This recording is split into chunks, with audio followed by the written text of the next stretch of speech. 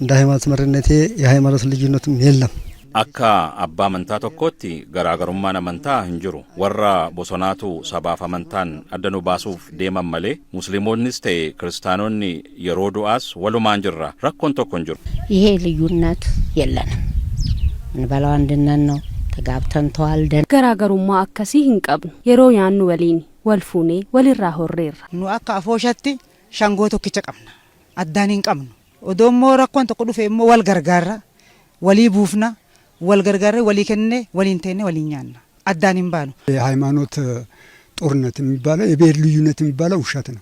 ወልቲ ቡኢንሳ አመንቲቲ ገራገሩማ ሰባቲ ከንጀደሙ ሶባ አኒ አባይ ጆሌ ዱቲ ከናም ቦዳ ከናፌ ዱአ ቆፋ ዲማ አመንቲቲ ከንጀደሙ ታሱማ ሶባ የሃይማኖት ክፍፍል የለብንም። ሃይማኖትን ለመካፈል የፈለጉ ናቸው ማለት ሽፍቶች ሌቦች ማለት ነው። ወልቆዲንሳ አመንታ hinqabnu ካወልኑ ቆዱፊ ያለን ሽፍቶታፊ ሀቶታ ከናናላ ኡመኒ ወሊን ጅራኔ ሆጀኔ ብሉፍ ጉዲናፊ በዳዲና ቆፋ ካንፌን